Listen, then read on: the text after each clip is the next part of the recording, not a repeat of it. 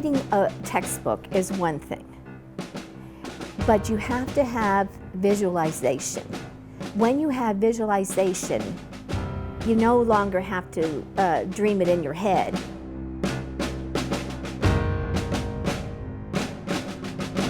I found Caesar's book in an old antique store and I started reading it, and I was like, wow, this is that's amazing. This is very, very detailed battle descriptions. I wonder what this looks like. So literally I got a notebook and I started reading book by book and I started sketching it out. I'm like, okay, this is what a legion did and so on. And I was just amazed that no one else has done it in the, couple millennia since the campaign.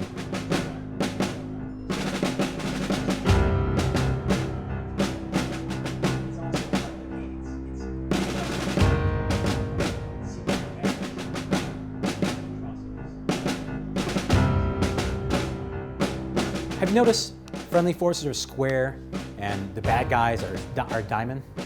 So typically in the military, blue is good, or friendly forces, and red means enemy. We do that in case you don't have a color printer or those kind of markers. So you can look at the map. So whenever you see diamond, that means bad guy. Why are the Romans so afraid of the Gauls? What is there any kind of 9/11 in their cultural memory that they go back on? Yeah, Brennus, right? The Vi Victus thing. And I think, the Romans, at least militarily, they have this deep cultural memory. If we don't fight them there, we're going to fight them here. And you can hear echoes of that in contemporary military studies. So I'm going to show them the military lessons learned. So I'm going to try to arm them with how we see it. And maybe that can help them in their own pedagogy.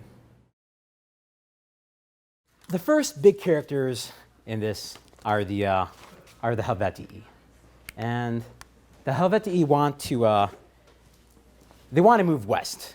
That's one thing in military history. When you show a battle, right? You typically just show it as two lines. Like, hey, this is General Blue, it's General Red. General Blue should have went right, clearly, but he went left. But when you see it, and we look at both sides, we can ask why. Why did this person do this? So here we go. Here's the big first meeting. I'm trying to use Google Earth to give you the perspective of what it looked like. Both are pretty good military positions. It's high ground. As Caesar reads it, it sounds complicated, and so they can read it. They can study the prose, they can study literature, but also they can see it as it would have happened. The Helvetii they try a flanking movement. That is huge. What does an ancient battle look like? It looks like this, doesn't it? One side kind of falls, if they're, you don't see flanking movements with infantry. They form a stockade, they're holding out, it's a long fight, and the Romans win. They stay there licking their wounds for a few days, and they pursue them. So battle around here. So this is cool because the Germans are also smart. They've been studying how the Romans fight, and they want to try to cut them off. Germans, their ability to not only to run up, but to dismount and to go for it. For some of you ride horses in here, they're big, powerful animals. And I'm not an equestrian, but I've seen it. We've seen demonstrations, and just seeing 10 at you is intimidating. And to see hundreds or thousands coming at you at a gallop, combining shock with mobility, this is going to be hard. You're not going to be able to win Gaul through one decisive battle. If that was the case, it would have been done. Occupation is difficult. It goes near the Ain River. Really cool advent. This is combination terrain with, again, science. Building the large trenches, puts artillery pieces on the flanks to deter the enemy, and they wait. It's a waiting game. And again, they keep the enemy on their toes with cavalry battles. And this is a constant theme throughout the entire Gallic War. Meanwhile, the Gauls, they try a small flank maneuver to hit this camp. And this shows, these aren't these mindless barbarians. They're putting some thought into it. They're trying a tactical maneuver of their own, a deep flank to try to cut them off. Maybe, if you can destroy a part of a legion, maybe that'd be enough to get the Romans out of here. Because we have, the Gauls have beat Romans before. We're just looking for our opportunity. This is Novio Dunum, and again, the Romans are able to win. So through military history, sometimes you win without even fighting. Just showing your means This is a good example of this, that the Romans are able to erect towers very quick. The enemy, the Gauls, they see this like, wow, this is not going to end well for us. The big lessons out of those is Roman engineering. The fact they have the means to take a city and a siege, and don't fight us. Amazing decisions made both on the strategic level, how you're gonna win the war. The operational level, his ability to move legions, or what we call brigades, around Europe, and then the tactical level, the men winning it on the field of battle. There's still that glimmer of hope. The flame of Gallic freedom is still there. The Romans, they need food. Let's cut them off. We call it the feed fight. It's got everything. It's got drama. It's got intrigue. It's got, life and death, logistics, engineering, psychology, leadership, it all in one package. I find it very interesting. I think it's great to have a man with actual military experience talking about it, because he can really put it into personal terms, what he himself has dealt with. We can't replicate what it feels like when you're about to die. The closer you can get in the civilian world is, when you're going 80 miles on the expressway and you come this close to get in the car accident and slam on the brakes and you can feel all your sensations at once. That's what it's like in a fight. And it goes up and down and up and down. So these guys, they're surrounded. So this should be it. And Caesar, as he tells us here, is able to, bring the 10th Legion around here. And he's able to wheel his army around. And this is the point where his personal testament of leadership. He picks up his shield from the rear ranks, and then that's part of him being there. It's like, hey, the commander's here. So that ups it. If your general's there, it can't be that bad.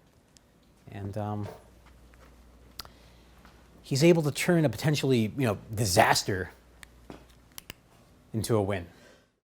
And the Germans, they send emissaries up to Caesar, begging him not to go any further, and Caesar presses forward. They make contact.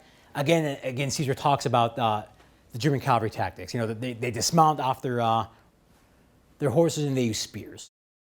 Caesar has shown us he's conquered Gaul, he's held it, he's done some insurgency work, or counterinsurgency operations, and now he's defending Rome by invading England. So now this is mission creep. Sometimes you can't avoid valleys, and again, this is where we judge military commanders. Like, wow, you're a moron, you went through a valley. But what do you gain? It's speed, right? Again, terrain is huge. Even in the 21st century, one machine gun on top of a hill held by a squad, it amplifies your strength. So they get led into a trap here to converge on Cicero's camp. He doesn't want to fight them. He has, just around 2 legions there. So he's outnumbered almost 10 to 1. Breaking contact is a very, very hard technique to do. And the Gauls take the bait. He wheels around, and this must have been stunning to see. Like if you've seen the movie Spartacus, you can imagine what this looks like. They have this sheer number of troops perform what we call, a right wheel. So it's a pretty bad situation. You have half your legion out here who's cut off, and half your legion has to hold the fort down. So again, this is probably not going to end well. They survive. They're able to keep together here. Some of the rookie legions, some of the rookie cohorts want to form a wedge, and the veterans go, no. Fort equals survival. We have to go there. They make a break for it, and this just shows Roman small unit action at its best. The Gauls still think they have a chance, but what haven't they done? They haven't united. They've been trying to piecemeal rebellion. It's not working. Worked once.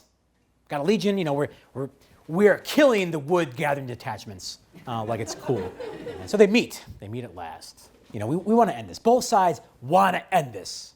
Whenever you look at Alesia, you have to look at, and it's an integrated defense plan on both sides. So not only keeping the Gauls within, but also protecting the Romans. And it's sheer ingenuity, using the water from the local rivers to create this trench, coupled with the intercrane thing. They have 2 trenches, one of which they fill with water. It's pretty impressive. things, and just horrible ways to kill you on your way up. You know, whether it's being impaled, and again, the thing with obstacles by themselves, like really, if you walk and you see a large log with a spike, can't you do this? Yes. But it's integrated defense. The thing is, what do you need to take a trench? You need support by fire, right? So you need guys with stones or spears. But the thing is, this is going to slow you down. And you're going to need a lot of firepower to get up here, you know, whatever that looks like, stones, spears, so on, to even think about breaching.